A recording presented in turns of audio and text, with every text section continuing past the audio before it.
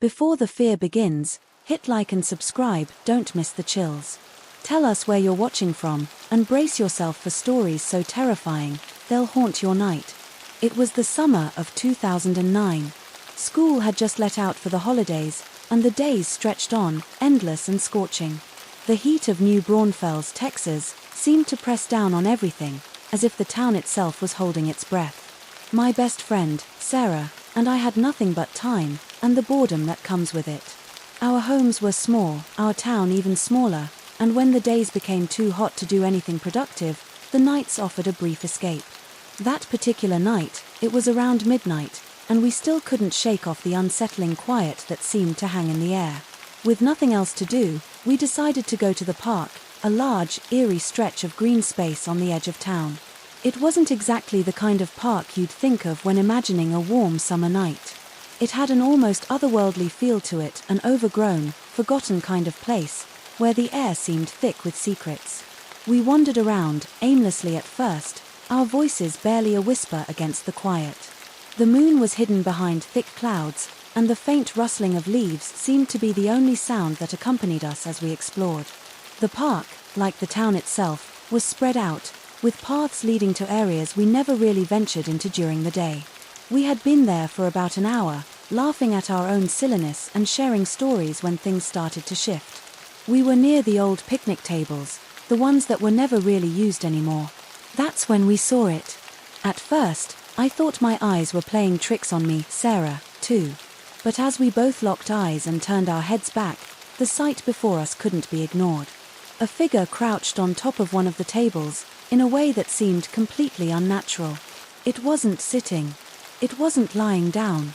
It was hunched, poised as though it were waiting, watching us. It was a person, or at least it appeared to be, but there was something wrong, something far too strange to be human.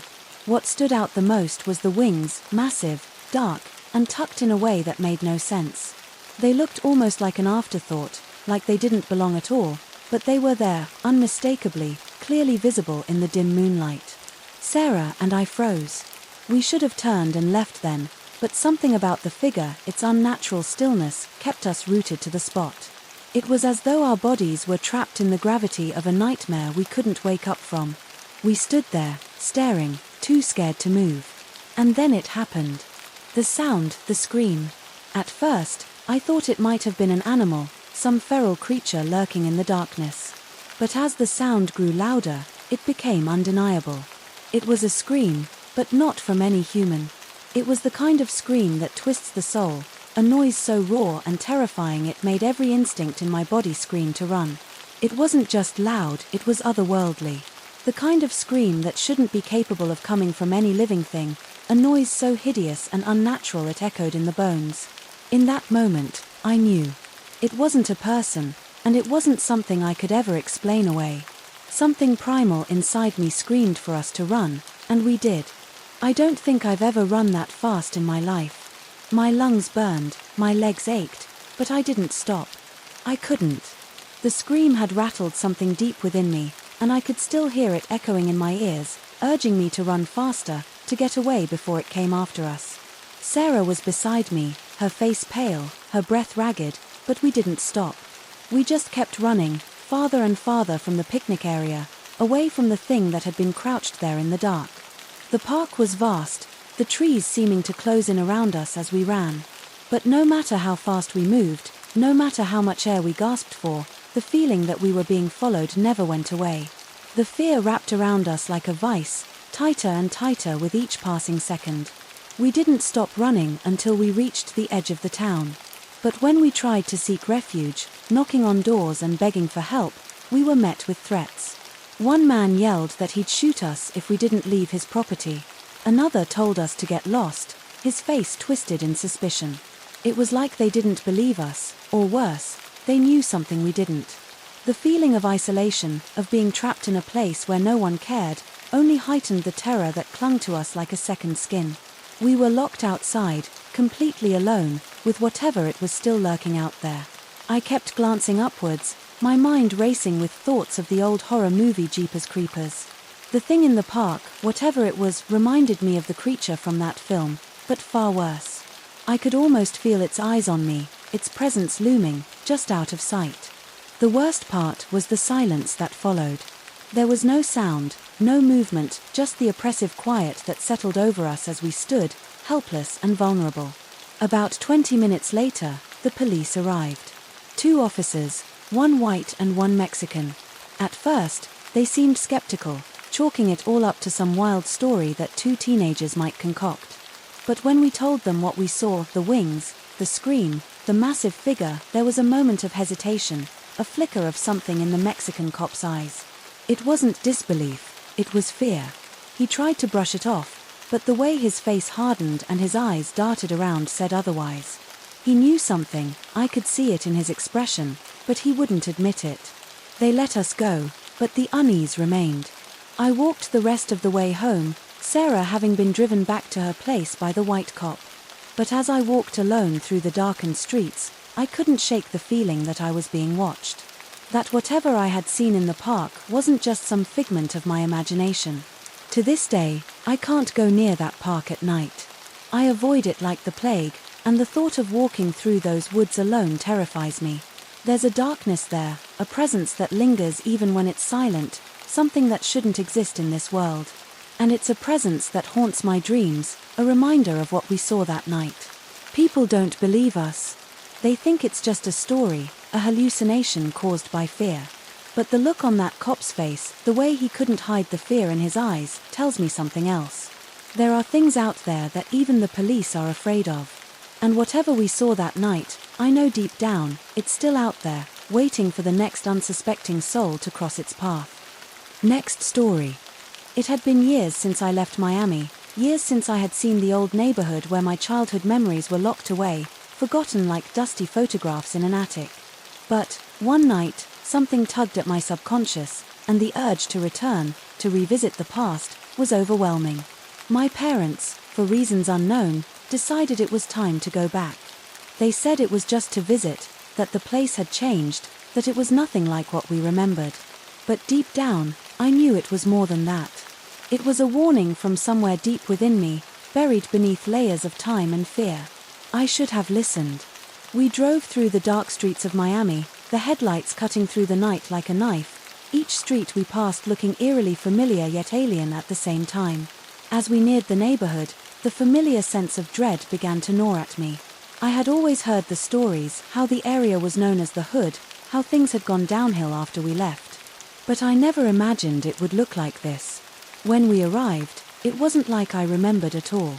The entrance to the neighborhood was blocked off by a tall, intimidating metal gate, the kind that felt more like a prison than a community. There was no opening, no friendly path leading in, only a narrow hallway-like opening that felt more like a trap than a welcome. Behind the gate, the world felt muted, distant.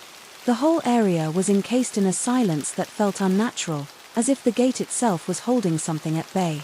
To my surprise, a kid from my current school stood there with me, my family. He wasn't someone I had ever been close to, but here he was, standing like an old acquaintance, waiting with an expression I couldn't quite place. We all entered the neighborhood together, but the sense of unease only deepened as I looked around. The neighborhood was run down, shattered windows, peeling paint, abandoned houses sagging under their own weight. It was as though time had stopped here, and the world had forgotten it. But something felt off, something deeper than just neglect. The whole place seemed to hum with a kind of low, menacing energy. Hours passed, and we wandered deeper into the neighborhood. My family eventually found our old house, the place I hadn't seen in over a decade. It was just as I remembered, only far worse. The door creaked as it opened, and an unsettling chill swept over me, making my skin prickle. We stepped inside, and everything felt wrong. The walls seemed to breathe, the floors groaned under our weight, and the air tasted stale, like something had been decaying in the corners of the house for far too long. My brother retreated to his old room, my parents to theirs. My friend, my little sister, and I remained in the living room.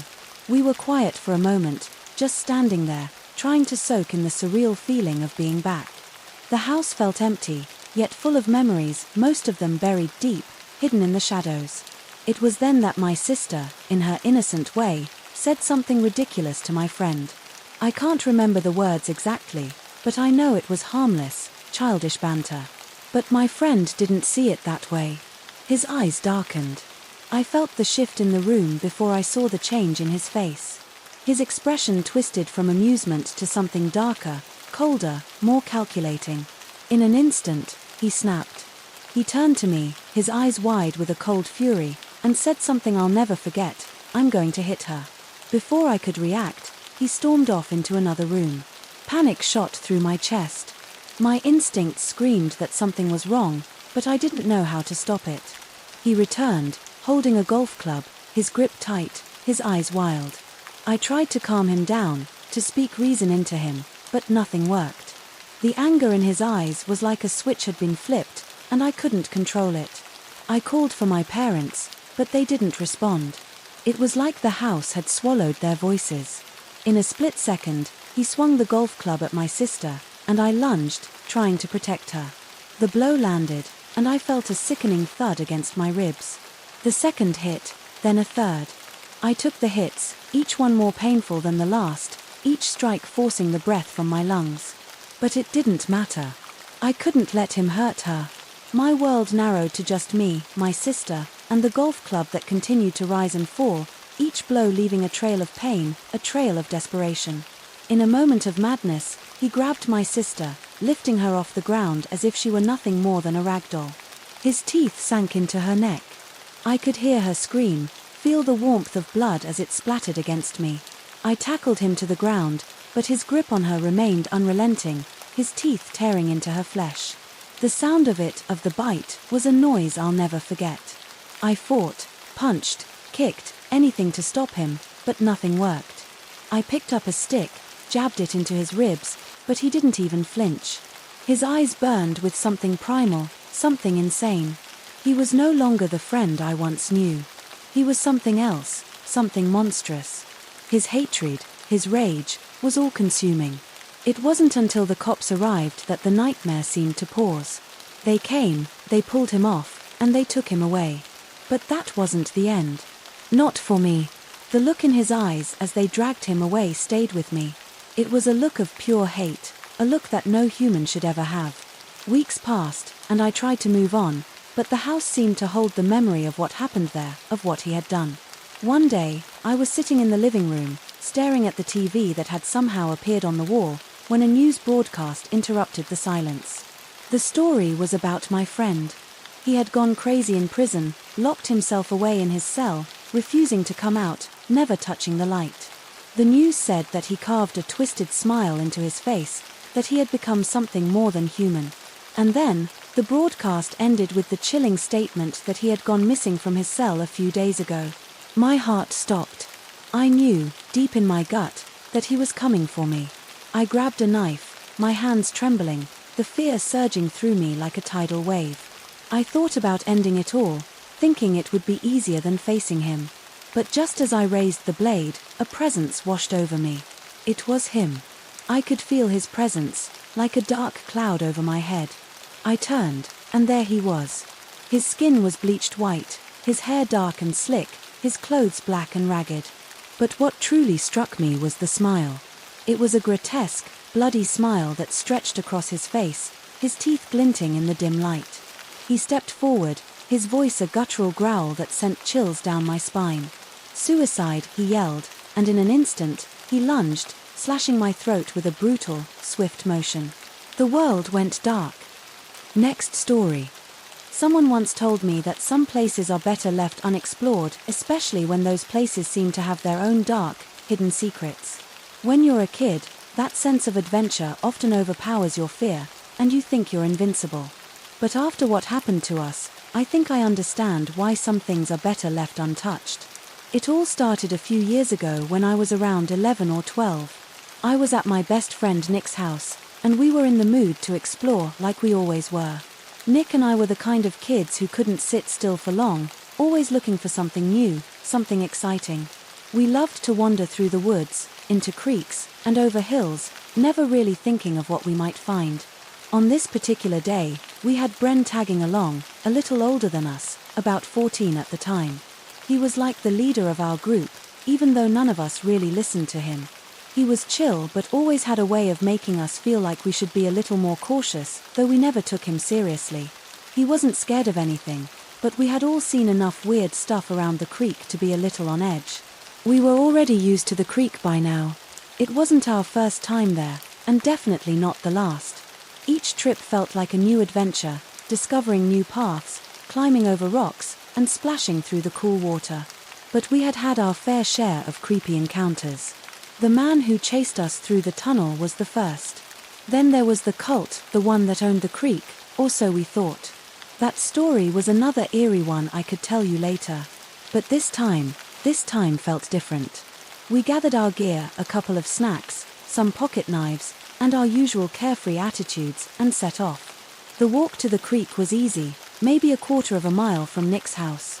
A quick stroll for kids with a lot of energy, even if it was mostly spent avoiding spiderwebs and talking about whatever we thought was cool at the time. After a while, we reached the edge of the creek, the one that was part of the national park, so we didn't have to worry about trespassing. The creek had a nice entrance with stairs that led down to it, and like a bunch of idiots, we started skipping steps and jumping down. I fell, of course, and we all laughed. Once we made it to the bottom, the cool creek water felt refreshing against our hot skin. We splashed around for a while, enjoying the peace and quiet of the place. Nick, being the explorer he was, told us about a cool area he knew of, and, naturally, we all followed him. It was beautiful, small crawdads skittered across the rocks, and there was a deep spot where even we short kids could swim. We spent hours there, exploring and messing around, not a care in the world. But as all good things do, our fun had to end. The sun dipped below the horizon, and we knew Nick's mom would be calling for us soon. We reluctantly made our way back up the 100 steps to the trail leading out of the creek. I don't think we realized how far into the woods we had wandered until we reached the path that would lead us back to the street. We walked faster, still giddy from the fun we'd had, but there was this strange unease settling in the pit of my stomach. It was like the night had suddenly grown heavier, the air thicker. We reached the end of the trail and walked out onto the street. I was the last one in the group, turning around to check if we'd left anything behind. That's when I saw her. A woman stood about 200 yards away from us, watching. I didn't recognize her. She wasn't from the neighborhood, and none of my friends had seen her before. Her appearance was enough to freeze me in place. She was wearing a nightgown, old-fashioned and frayed at the edges. In one hand, she held a knife, her grip tight. The moonlight caught the blade just right, making it shine like a deadly promise. I told my friends, my voice shaky, "Guys, look, there's someone back there." But by the time they turned around, she was gone. Just like that, vanished. No sign of her anywhere. "Stop messing around, Max," Bren said, but he didn't sound so sure. I could see the tension in his face, the same unease I felt. We all turned to leave, our steps quickening, but I couldn't shake the feeling of being watched. The woods behind us felt too silent, too still. We ran the rest of the way home, adrenaline kicking in, our breaths heavy, and hearts pounding. As we passed the streetlights, I glanced back once more. Nothing. But I couldn't forget her, the woman with the knife, standing there in the dark. Was she a ghost? Or something worse? I don't know. But I'll never forget that feeling, the way her eyes locked with mine from that far distance, like she was waiting for us to notice her. We made it back to Nick's house safely, but that night, something didn't sit right. We kept looking over our shoulders, half expecting her to pop up from the shadows. We never spoke about it the next day. We tried to forget, but the memory still lingers. After that, the creek didn't feel like an adventure anymore. It was a place we avoided, not because we were scared, but because some places, some things, shouldn't be explored. And that woman, whether she was real or just a figment of our imaginations, reminded us of that. After we saw the woman at the creek, my friends and I ran home, hearts pounding in our chests. But things didn't end there. As we ran, something strange began to happen. A white van, one that hadn't been there before, started following us.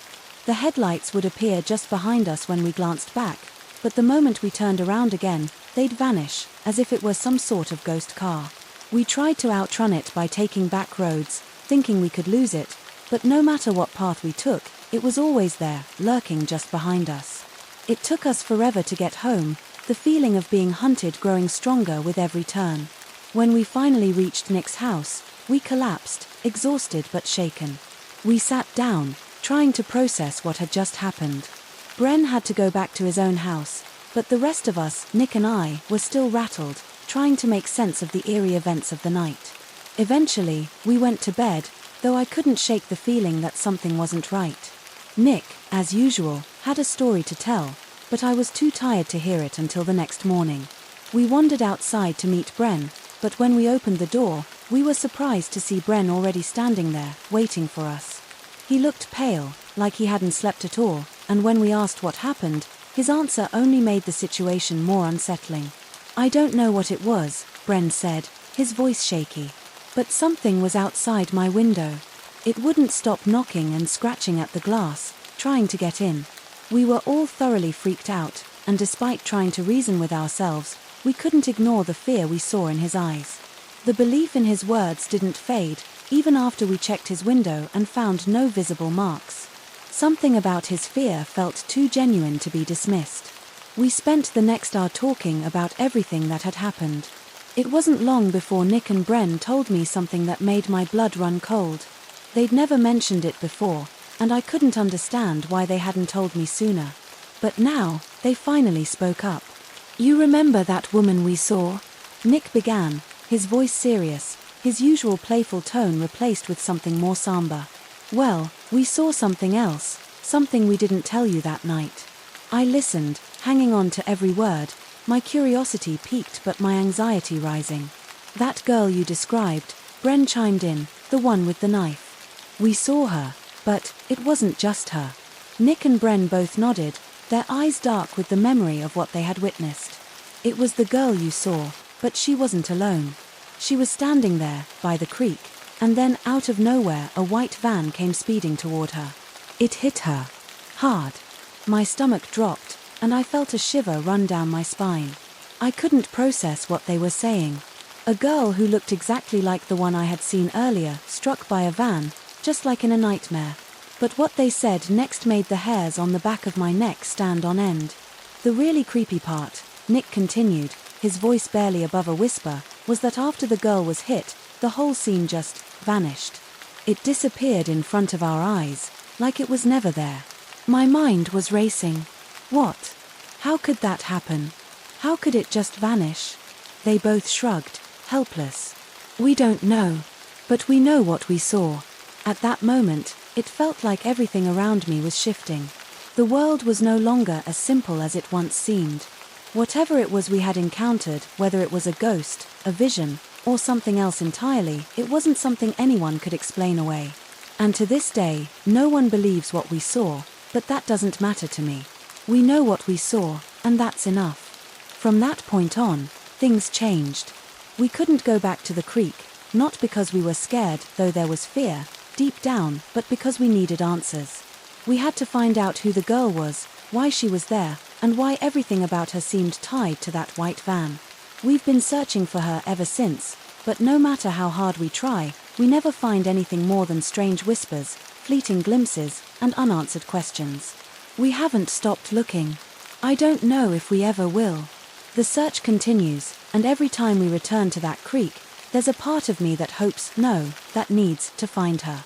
Maybe it's the kid in me, still searching for the mysteries that seem to haunt that place.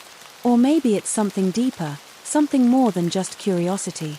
Whatever it is, I know one thing. There are some things in this world that we were never meant to understand, and the vanishing girl might just be one of them.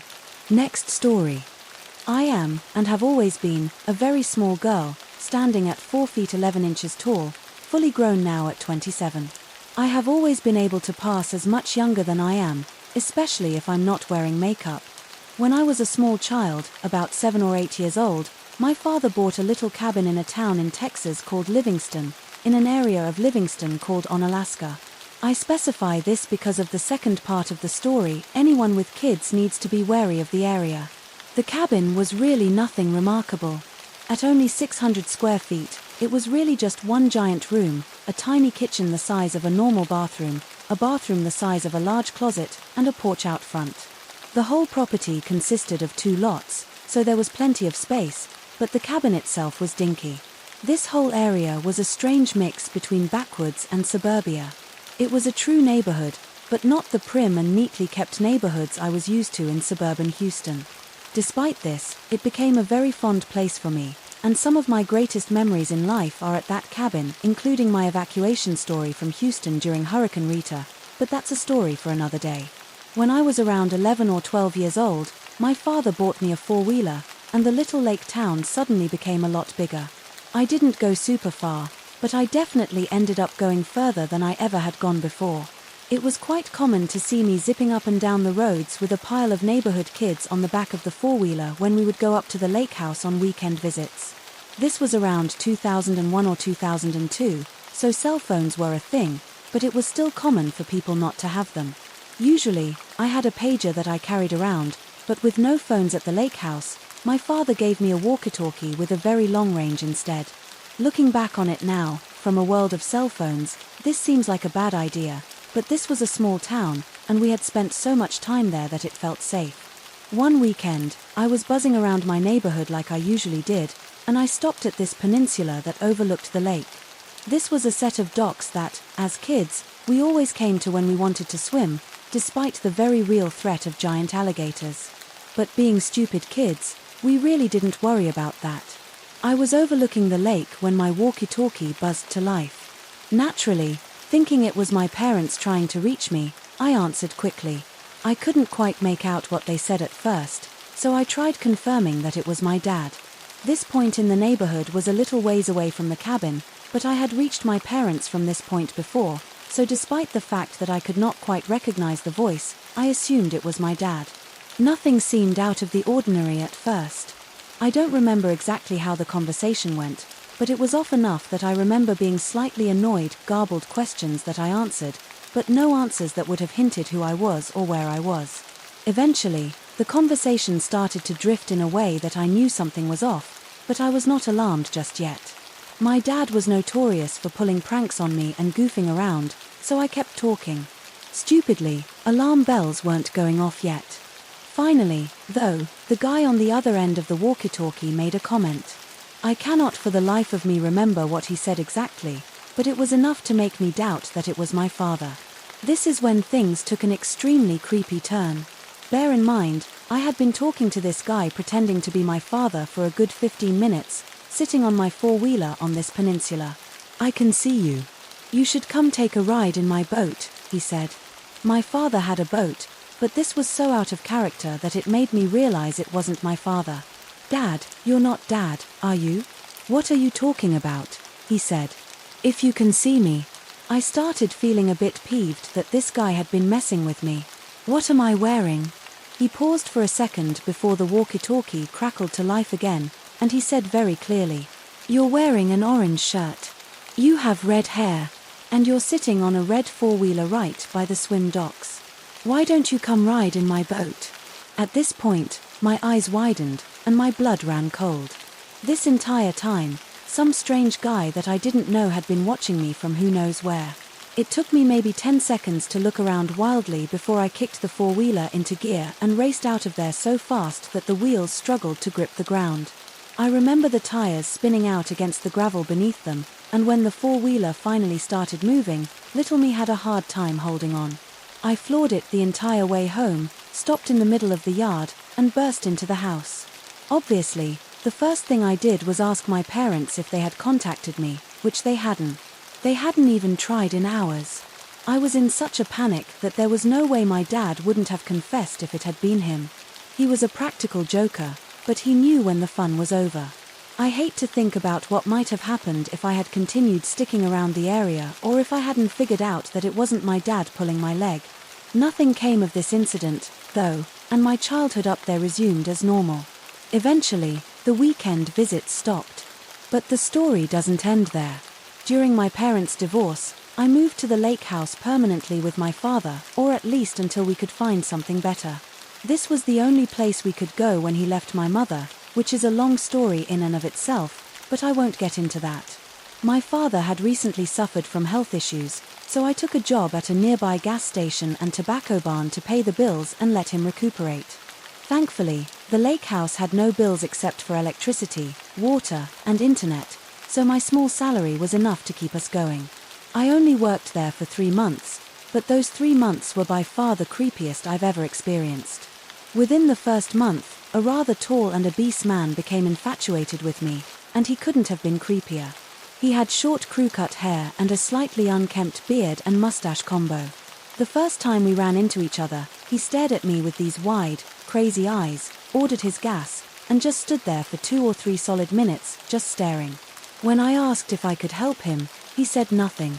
The part of the tobacco barn I worked in was strictly the gas side, and I was pretty much in a glass box with an opening to take people's money and give them their cigarettes, which I could not have been more thankful for. Several times, this man came to visit.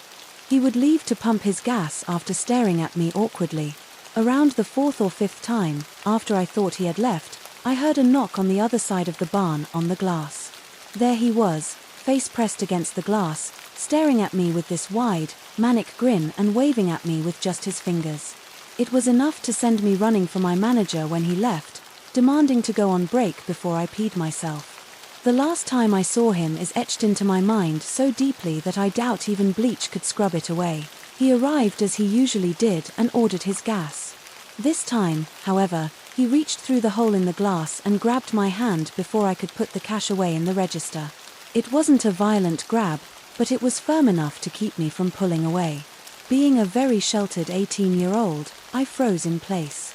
"I love you," he said, refusing to let go of my hand. I simply stared at him, unnerved, with alarm bells ringing in my head. "Say it." "What?" I stammered. "Say you love me." Naturally, I just wanted this guy to go away. Being so scared out of my mind at this point, I stammered and said it out of impulse. Maybe he would let me go and leave. "I love you," I said uneasily. "Call me if you need anything." "Do you know my number?" he asked. Again, this threw me off completely, and the look on my face probably gave away my confusion because he repeated himself, despite my stammering that I didn't know. Finally, he said something that made my blood run cold. I felt like I was going to throw up. "It's 9/11. He winked. This guy was the sheriff deputy, the person I'd have to call if I got into any sort of trouble in town. The person I'd have to call if I had a medical emergency, or if someone tried to rob me. And he wouldn't let go of my hand. I just nodded, trying to keep myself from shaking enough for him to feel it. He had never pulled up in a police car or anything, but when I talked to my manager, she confirmed what he said was true. Once he let go of me and went on his way, I retreated to the back and demanded to be relieved from the gas station area. I didn't care. I just did not want to see that guy ever again. Thankfully, we moved soon after, so I never had to. But I will never forget the leering grin that man gave me every single time he purchased gasoline. You'd think moving away would be the end of the story, but no. It got even worse when I went to college. And you wouldn't think that would be the case considering I was in Galveston. I had needed to go to my counselor to discuss a few things, and this usually involved about 30 minutes of chit-chat, as my counselor and I had become close while I was attending school. During one of these chats, which my father had attended due to him going to the same classes I was in to finally get his degree, I mentioned Onalaska, Texas, and how we had owned a lake house up there. Instantly, the happy expression left my counselor's face. She informed me that she had been a social worker in that area for quite a few years, and suddenly, my childhood playground took on an extremely dark turn. And the sheriff at the gas station became a nightmare. Apparently, the area was notorious for pedophilia, kidnappings, and other horrible incidents. Whole neighborhoods, including police officers, were in on it, and it was common for people trying to expose the incidents to either go missing or be completely thrown out of the community through intimidation tactics. She proceeded to tell me of several cases she had worked on, careful to leave out confidential details, of course, including incidents where entire families were involved. When I told her about the sheriff I had encountered, she kind of paused and wouldn't tell me anymore, except that she wasn't surprised. The conversation went on for over an hour and a half, but it was enough to make me never want to return to the small town I had called my childhood summer home and vow to never, ever bring any children I might have in the future there. So, to the guy that intercepted my walkie-talkie signal and tried to lure me to his boat, And to the creepy sheriff, let's never meet again. For the love of God, please. This is a long one, but it was so bizarre that I think it's worth telling. I wanted to post it because this person recently tried to friend my now husband on Facebook, and it brought back crazy memories. I need to vent it out. I got married at 18. I was a pretty book-smart kid but lacked street smarts. By the time I turned 20, my now ex-husband and I had moved into a rental property in a nice suburb outside Chicago. In the basement of the house was a big mother-in-law suite where a good male friend of ours, Nick, lived.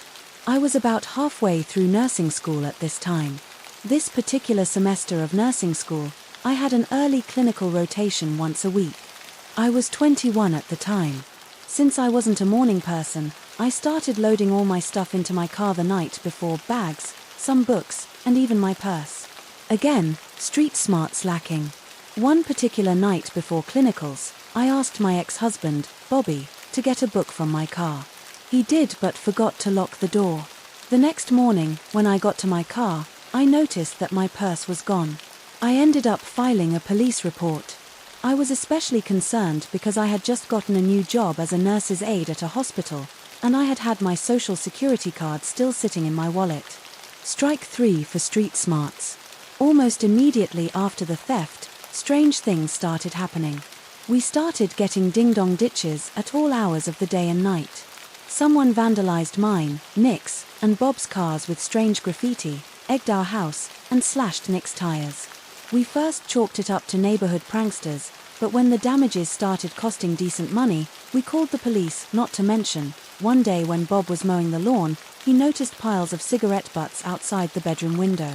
The police came out, pretty much did nothing but take a report, and told us to invest in car alarms and brighter floodlights for the driveway.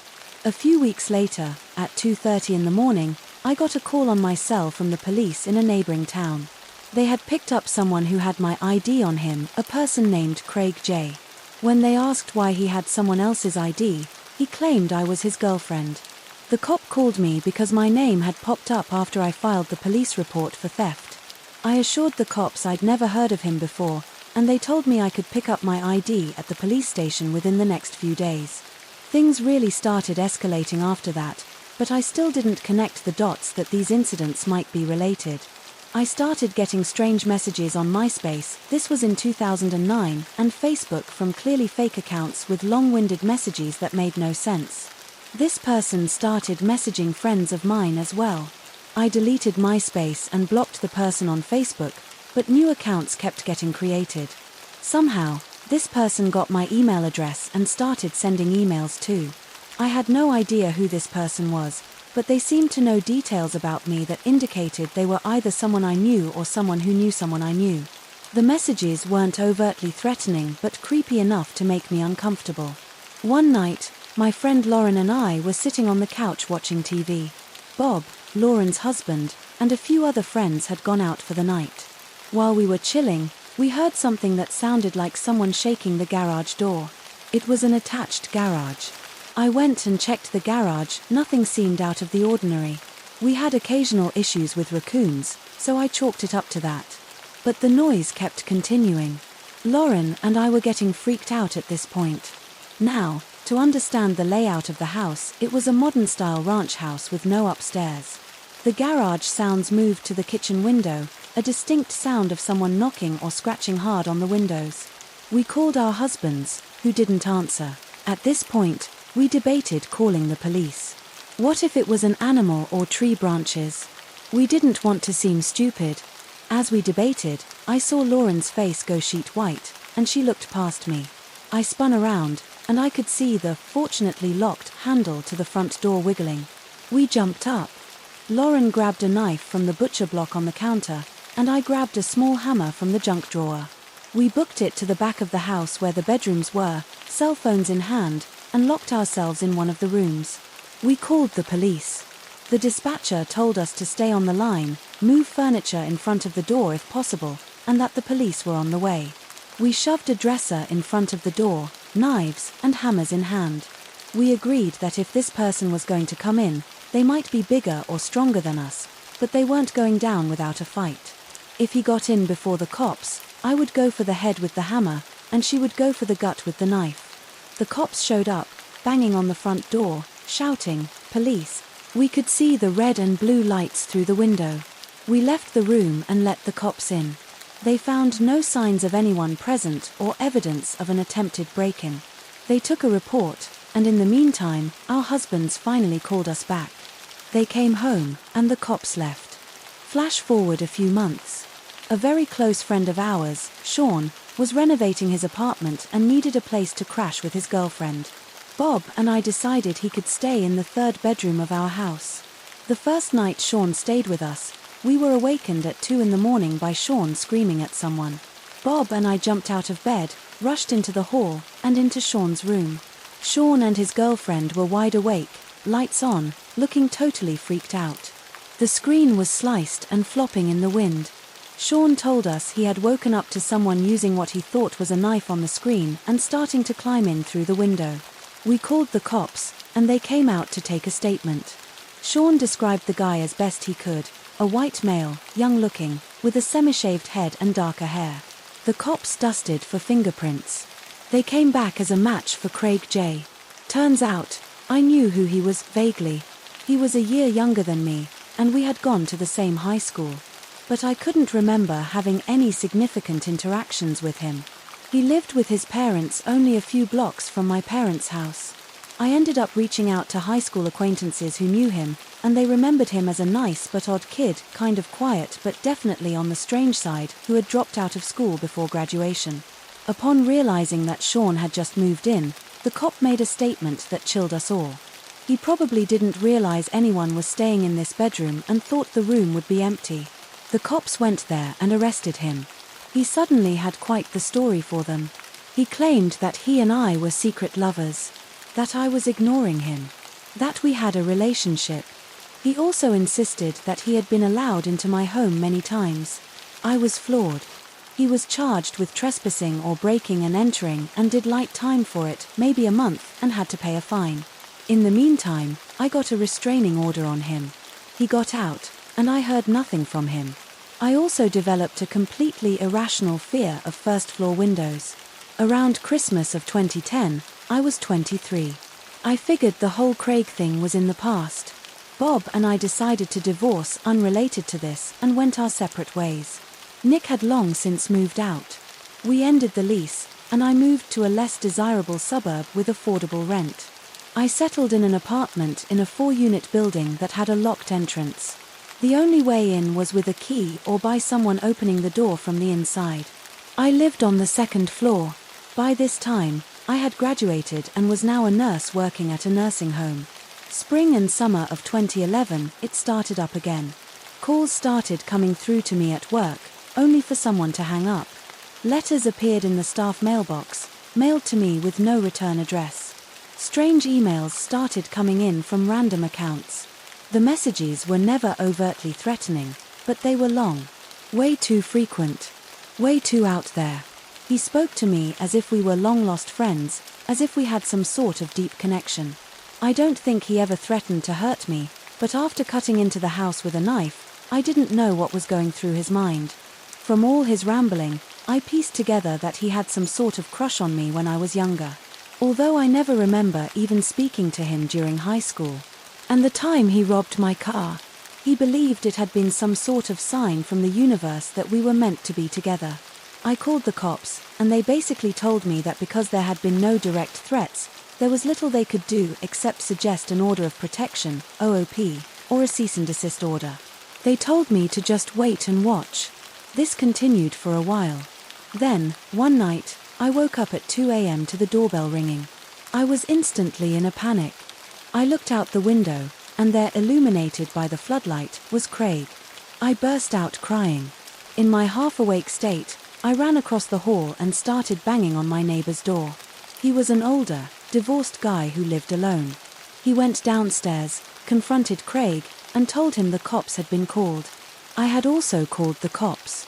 Craig took off. I filed a report, and they claimed they would talk to him. But this only made things worse. Friends on Facebook started getting random messages from Craig. He'd ask about me, telling them he had important information for me. Sometimes he alternated, saying I owed him money and had a debt to pay off. My friends blocked him as he went along. Meanwhile, my younger sister was living in the city with a few friends. He somehow found out where she was. He drove to her apartment and confronted her while she had people over. She freaked out, they kicked him out, and she called the cops. Once again, the cops said he hadn't committed a crime but offered her a restraining order. Then, another incident. My younger cousin, a high school senior on the cross-country team, had Craig show up at one of his practices. My cousin had no clue who he was. Craig started demanding information about me. When the coach got involved, Craig got into a fight with him. The cops were called, and Craig was banned from school grounds, but nothing more. Then Craig called the nursing home administrator at my job, asking him to talk to me, claiming he had important information. The administrator, who was aware of the situation, told him not to come onto the property or he'd have him arrested for trespassing. By this point, I was paranoid beyond measure. Then, just as quickly as it started, it faded off. Summer of 2012. I was almost 25. A friend named Stacy, who was also Sean's ex, moved in with me temporarily while she looked for a place. She was dating a new guy and spent a few nights at his place. One day, I picked up a double shift at work, starting at 7 a.m. and ending at 11:30 p.m. Stacy texted me around 3:30 p.m., saying she wouldn't be home that night and was going out with her boyfriend. I arrived home almost at midnight. The first thing I noticed, the door was unlocked. Uneasy, but thinking perhaps Stacy had just forgotten to lock it, I cautiously peered inside. I scanned the kitchen and living room. Something wasn't sitting right. After he served time, I did not hear from him for years. Until 2016. He found me on Facebook. By this point, I was much older, around 29. I replied very firmly that any contact would end with the police being called. I told him I had no interest in him at all. Then I blocked him in every way I could. Recently, he found my new husband on Facebook and friended him. My husband blocked him as well. To this day, I still have paranoia. I once parked my car near a baseball diamond, and some kids most likely hit a baseball into my windshield and took off. There was a perfectly baseball-sized spider crack on the glass. Despite it being a completely logical explanation, my first thought, oh God, is he back? I have no idea what happened to him. But now, I am a total psycho about keeping things locked. Twice in my life, things went horribly wrong because doors weren't locked. 1. My car door, when he stole my purse. 2. Most likely, my apartment door. I have an acquaintance monitor him on Facebook. His page is not private. From what I've seen, he goes through periods of being pretty inactive, then episodes where he's rambling, overposting, oversharing, acting generally deranged. I believe his parents were telling the truth when they said he's okay when he's medicated. And part of me feels bad for him. I'm older now. I've been a nurse for almost 10 years, some of that time spent in psych. The mind is a hell of a thing. Looking back, though, those were some of the worst years of my adult life. He put me through a lot of anxiety and caused a lot of issues for me. For 2 years after that, I slept with my couch pushed against my apartment door.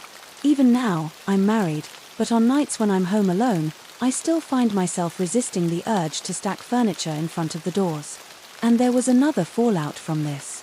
Craig either sold, lost, or gave away my social security card. Someone tried to file for Medicaid benefits in Arizona using my name and social.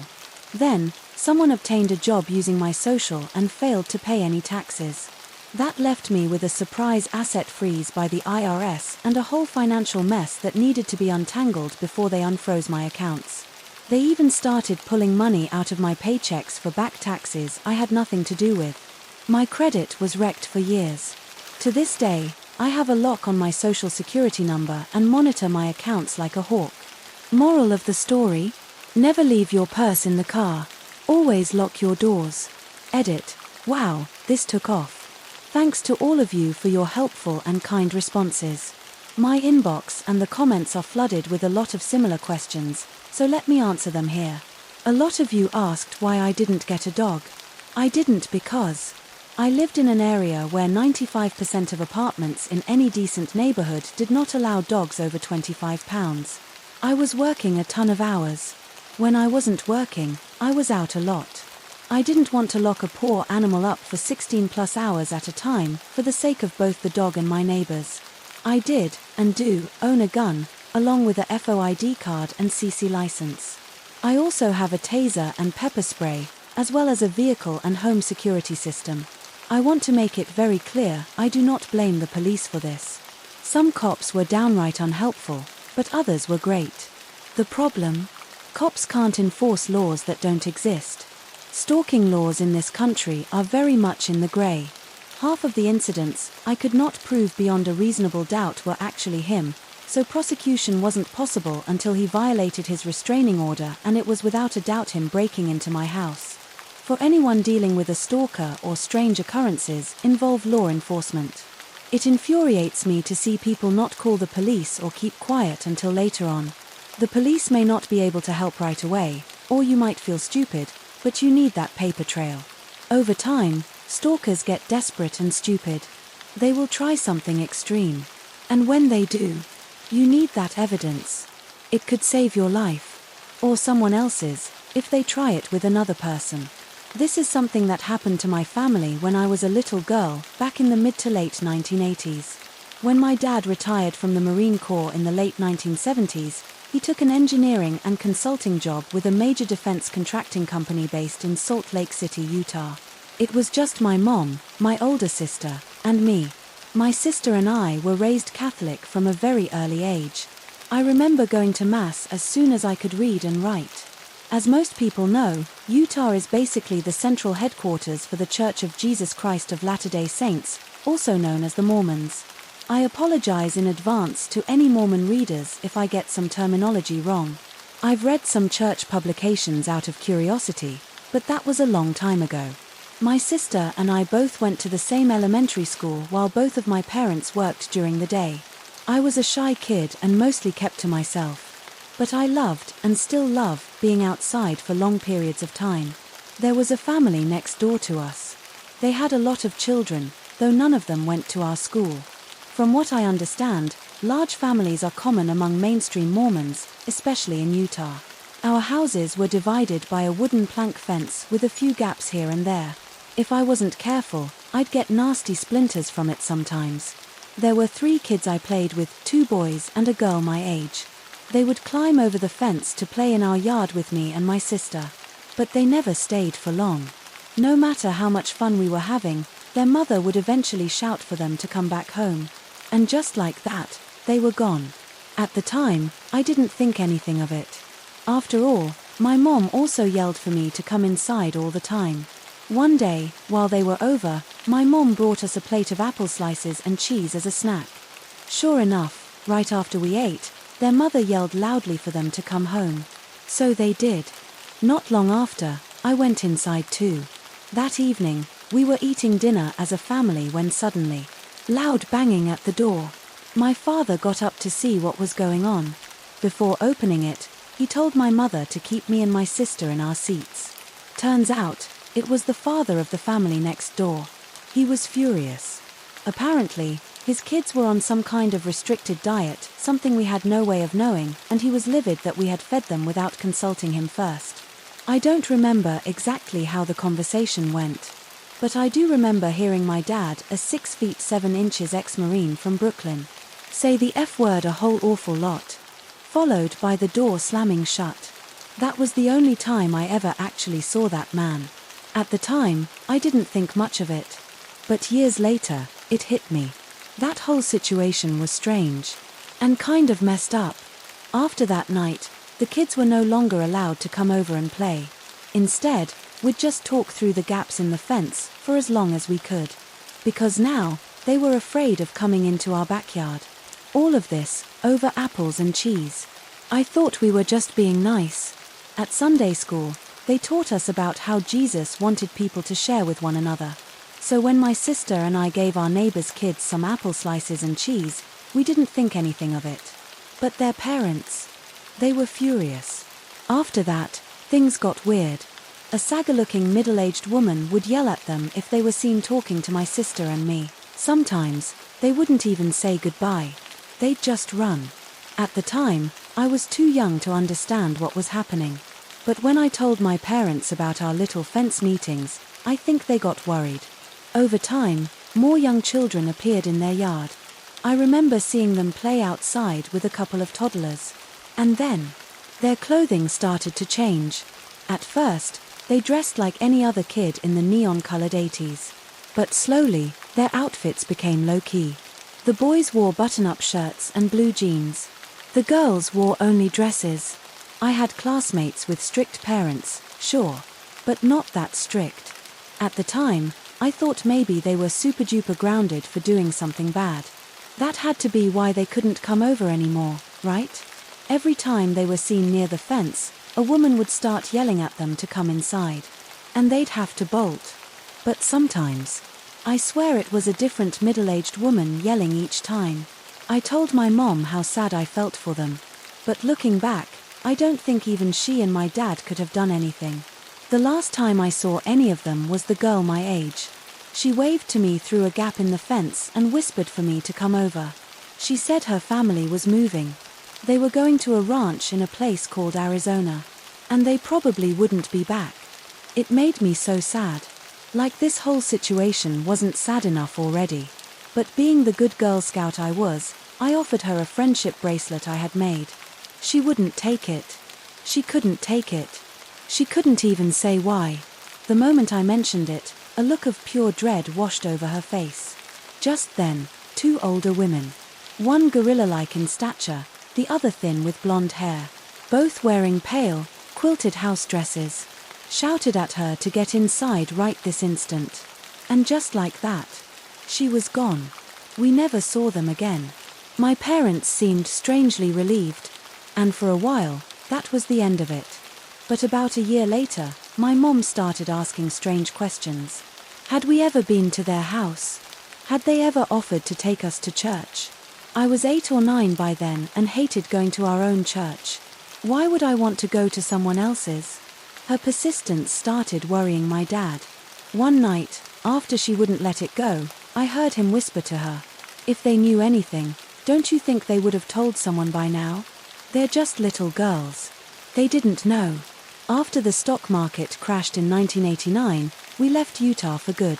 And then, years later, in 2008, the YFZ ranch raid happened. It was only then that I remembered everything. I called my parents after a few days of reflecting on it all. But they're a lot older now.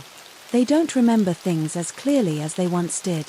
Looking back, I realize our neighbors were very likely members of a fundamentalist sect of Mormonism.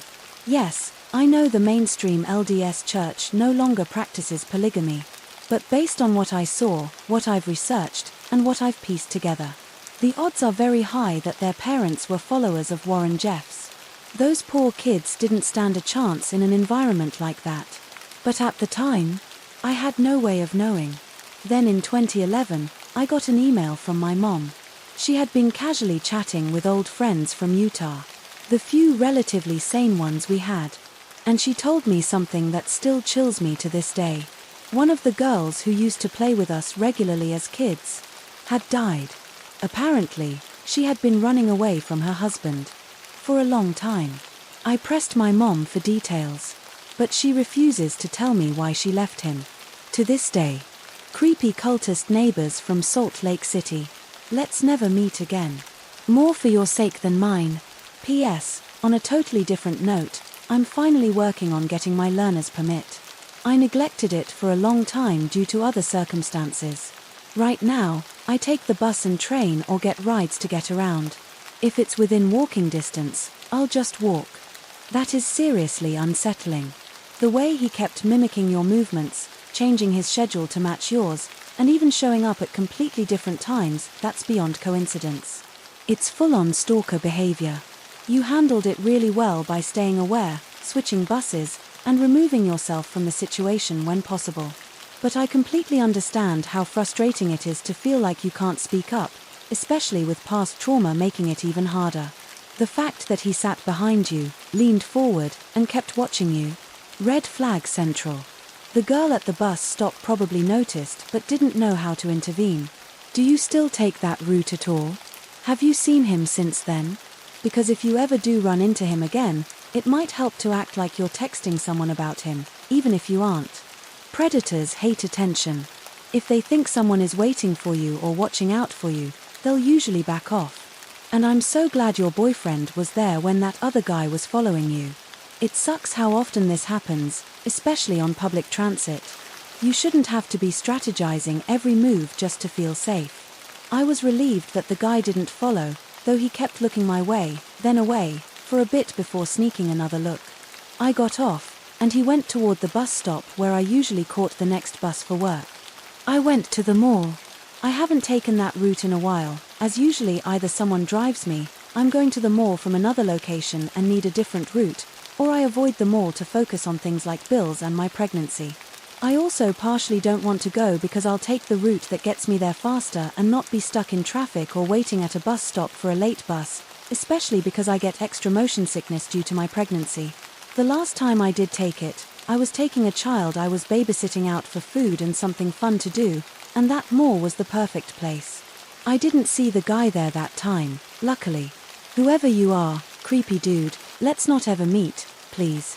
I want you out of my life.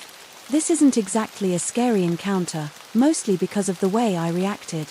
The scary part is what I learned afterward. I'll be the first to admit I have a nasty temper, and sometimes it gets the better of me. I also haven't had very many scary encounters, so I haven't learned to be afraid. In 40 years, I've only had a handful of frightening experiences. I used to take the bus to and from work. On this particular day, I was in a seat near the middle of the bus, which was about half full. Almost every front-facing double seat only had one person in it. We were bouncing along, hitting every single pothole, and I was trying to read a book when I felt something touch my hair. I assumed my hair had caught on the collar of my coat or the back of the seat. I shook my head to free it and went back to my book. Something touched my hair again. I reached back and brushed my hand over the back of my head to free my hair of whatever it was catching on. A few minutes later, it happened again. I turned around and looked at the back of my seat, then at the person in the seat behind mine. A youngish guy, probably in his mid-30s, sporting the stubble look and wearing a grubby, wrinkled t-shirt and an equally grubby jacket, sat behind me. He seemed to be looking at the window, so I turned around and went back to my book. Sometimes, they wouldn't even say goodbye. They'd just run. At the time, I was too young to understand what was happening. But when I told my parents about our little fence meetings, I think they got worried. Over time, more young children appeared in their yard. I remember seeing them play outside with a couple of toddlers. And then, their clothing started to change. At first, they dressed like any other kid in the neon-colored 80s. But slowly, their outfits became low-key. The boys wore button-up shirts and blue jeans. The girls wore only dresses. I had classmates with strict parents, sure, but not that strict. At the time, I thought maybe they were super-duper grounded for doing something bad. That had to be why they couldn't come over anymore, right? Every time they were seen near the fence, a woman would start yelling at them to come inside. And they'd have to bolt. But sometimes, I swear it was a different middle-aged woman yelling each time. I told my mom how sad I felt for them. But looking back, I don't think even she and my dad could have done anything. The last time I saw any of them was the girl my age. She waved to me through a gap in the fence and whispered for me to come over. She said her family was moving. They were going to a ranch in a place called Arizona. And they probably wouldn't be back. It made me so sad. Like this whole situation wasn't sad enough already. But being the good Girl Scout I was, I offered her a friendship bracelet I had made. She wouldn't take it. She couldn't take it. She couldn't even say why. The moment I mentioned it, a look of pure dread washed over her face. Just then, two older women. One gorilla-like in stature, the other thin with blonde hair. Both wearing pale, quilted house dresses. Shouted at her to get inside right this instant. And just like that, she was gone. We never saw them again. My parents seemed strangely relieved. And for a while, that was the end of it. But about a year later, my mom started asking strange questions. Had we ever been to their house? Had they ever offered to take us to church? I was 8 or 9 by then and hated going to our own church. Why would I want to go to someone else's? Her persistence started worrying my dad. One night, after she wouldn't let it go, I heard him whisper to her, "If they knew anything, don't you think they would have told someone by now? They're just little girls." They didn't know. After the stock market crashed in 1989, we left Utah for good. And then, years later, in 2008, the YFZ ranch raid happened. It was only then that I remembered everything. I called my parents after a few days of reflecting on it all. But they're a lot older now. They don't remember things as clearly as they once did. Looking back, I realize our neighbors were very likely members of a fundamentalist sect of Mormonism. Yes, I know the mainstream LDS church no longer practices polygamy. But based on what I saw, what I've researched, and what I've pieced together, the odds are very high that their parents were followers of Warren Jeffs. Those poor kids didn't stand a chance in an environment like that. But at the time, I had no way of knowing. Then in 2011, I got an email from my mom. She had been casually chatting with old friends from Utah, the few relatively sane ones we had. And she told me something that still chills me to this day. One of the girls who used to play with us regularly as kids had died. Apparently, she had been running away from her husband for a long time. I pressed my mom for details, but she refuses to tell me why she left him. To this day, creepy cultist neighbors from Salt Lake City. Let's never meet again. More for your sake than mine. P.S. On a totally different note, I'm finally working on getting my learner's permit. I neglected it for a long time due to other circumstances. Right now, I take the bus and train or get rides to get around. If it's within walking distance, I'll just walk. That is seriously unsettling. The way he kept mimicking your movements, changing his schedule to match yours, and even showing up at completely different times, that's beyond coincidence. It's full-on stalker behavior. You handled it really well by staying aware, switching buses, and removing yourself from the situation when possible. But I completely understand how frustrating it is to feel like you can't speak up, especially with past trauma making it even harder. The fact that he sat behind you, leaned forward, and kept watching you. Red flag central. The girl at the bus stop probably noticed but didn't know how to intervene. Do you still take that route at all? Have you seen him since then? Because if you ever do run into him again, it might help to act like you're texting someone about him, even if you aren't. Predators hate attention.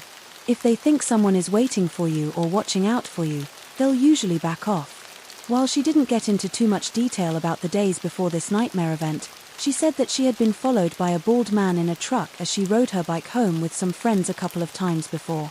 The day immediately before this nightmare was no different, but the man this time actually drove right past the house.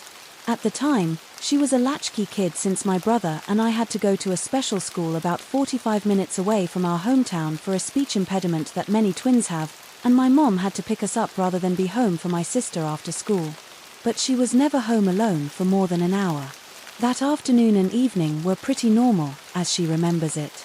My dad came home from his job. He worked as a part-time cop and worked in a local hardware store, and we all had dinner, did homework, played, and did usual family things before bed. That night, around 12 to 1 a.m., this bald-headed dude had parked down the street at a small industrial park and walked up to our house and tried to get in through my sister's window, which woke her up, and she screamed when she saw the man nearly opening the window as it wasn't locked. My dad stormed in and tried to shove the guy out or tried to hit him with the nightstick he had. My sister doesn't remember exactly, and this caused the guy to run off, but only for a short time, as he came back a moment later to try and get into the window in my room. He tried opening the window, but it was locked because my mom didn't want my brother and me to open it because our bed was right up against it. My sister said I screamed as loud as I could, and my mom went in to get my brother and me while my dad tried to go after him by running out the front door to chase him, but to no avail, as the guy hauled us right through our backyard. The way our backyard was situated, it backed up right against a small rail yard that is a part of the aforementioned small industrial park down the street from us. Between our small neighborhood and that rail yard was a good amount of very dense trees that always made the backyards very, very dark, so my dad didn't want to get attacked by him there. So instead, he went back inside our house, called the police, then our elderly neighbor to make sure they were okay while our mom took care of us kids. That is all my sister could remember from that night herself, as this was a very long time ago. Neither of us could recall anything else after that either, and the story just sort of stops right there. A few minutes later, something touched my hair yet again.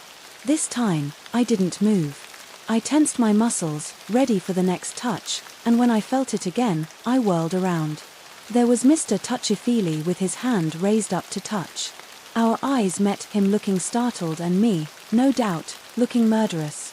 "Keep your damn hands to yourself," I snarled at him. Okay, at this point, you're probably thinking this is poetic license. She snarled at him. This little woman with the round face who tends to look perpetually worried? Yep, I did. But was I scared?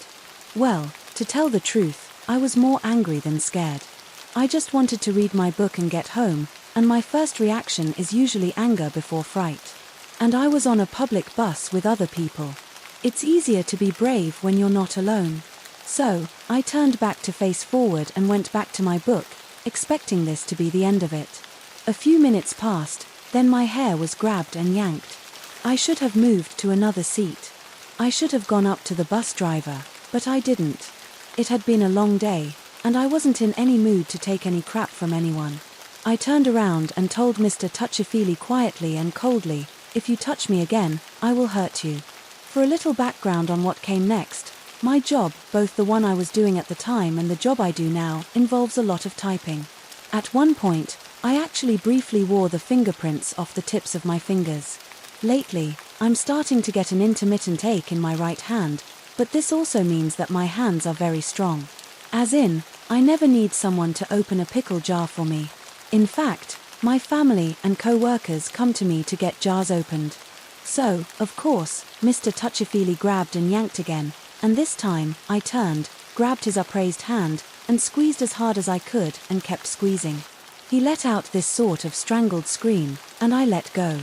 Now, the other passengers started yelling, and the bus driver pulled over to the side of the road. I was standing in the aisle, ready to fight, and Mr. Touchy-Feely just sat there, clutching his hand and screeching. The bus driver was clearly somewhat confused. This was undoubtedly not the scenario he'd been expecting to see, but he asked me to come sit at the front of the bus and told Mr. Touchy-Feely to stay where he was.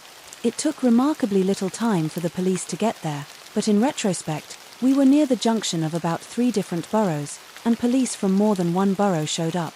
I was taken to sit in one police car, Mr. Touchy-Feely was taken to another police car, and the rest of the passengers were briefly interviewed before the bus was sent on its way. I never saw Mr. Touchy-Feely again, but here's where things got a bit scary. The very nice cop who interviewed me told me that the guy had been arrested several times for stalking and had already served 2 prison sentences for physically and sexually assaulting other women. All of his victims had been complete strangers, and he had initially encountered each of them on public transit, pulling the exact same hair-touching trick. The other women had variously ignored him, told him off, moved seats, and reported him to the bus driver. I, on the other hand, literally broke 3 of his fingers. I'm not saying this was the right thing to do. I was informed that it was entirely possible that Mr. Touchy-Feely might try to press charges against me for assault, and despite his history, he could potentially win. I was told that I could try to press charges against him but would be unlikely to win since all he'd actually done was touch my hair. As it happened, neither of us tried to instigate legal proceedings against the other, and I was informed later on that the local DA had also declined to press charges against me for assault and had privately said something along the lines of, "You go, girl." The cop also told me that if it was his daughter, he hoped she'd do the same thing I did and damn the legal consequences. So, Mr. Touchy-Feely, let's not meet again, for your sake. My earliest memory of a nightmare turned out to be a real event. So, that probably sounds like a no-sleep story, and that's the first thing I thought when I first found this out about 2 months ago. I've been busy dealing with the wake of a family tragedy since then, but now that things are returning to the new normal, I figure it's a good time to share. First, I'll describe the nightmare. It's a very short dream, and like I said, It's a very clear memory just because of how scary it was. I was about 4 or 5 years old, perhaps 6 at most, and my twin brother and I had a bunk bed in a room at the furthest end of the house we grew up in. The nightmare had me in my bed, looking out the window to see a red sky, the kind that gets in the early dawn hours before sunrise, but light still colors the sky. The next and only other thing I remember in this nightmare is that a man with crazy blue-colored eyes and a bald head appears at the window and stares right at me. The nightmare ends there, but I remember just how much I screamed and screamed about it. I don't know where my brother was at the time when I woke up screaming, and the only thing I can remember from when I woke up was having my mom come and get me and calm me down as she took me to her bedroom down the hall. I only remember that so well because I wondered where my dad was at the time. Fast forward to this May, and my father is in the hospital in the country he lives in, Colombia. My twin brother and our older sister are staying in a hotel about a 5-minute walk away from the hospital that he's staying in the ICU at. One night, after a long day of being there for Dad and for the extended family, my siblings and I returned to the hotel and sat together to have a couple of beers and try to relax after all of that. We start discussing things, just trying to unwind, but somehow the discussion of nightmares and dreams comes up, and I bring up the above story. Without missing a beat, my sister straight up explains that that had really happened and that some guy really did look through my window and that she remembers the whole thing. My sister, who was 5 years older than my brother and I, so this would make her 9 to 10 years old, had her bedroom adjacent to the bedroom my brother and I shared. Her room faced our front lawn and street, while our room faced the neighbor's house and their driveway, with a very low fence between the two houses. My father sadly passed away in the hospital, so we aren't able to ask him, and given all of that, none of us have thought to ask our mom yet. But maybe I will ask her soon. But for now, to the bald-headed creep who tried to do God knows what to my family, let's not meet. Ever.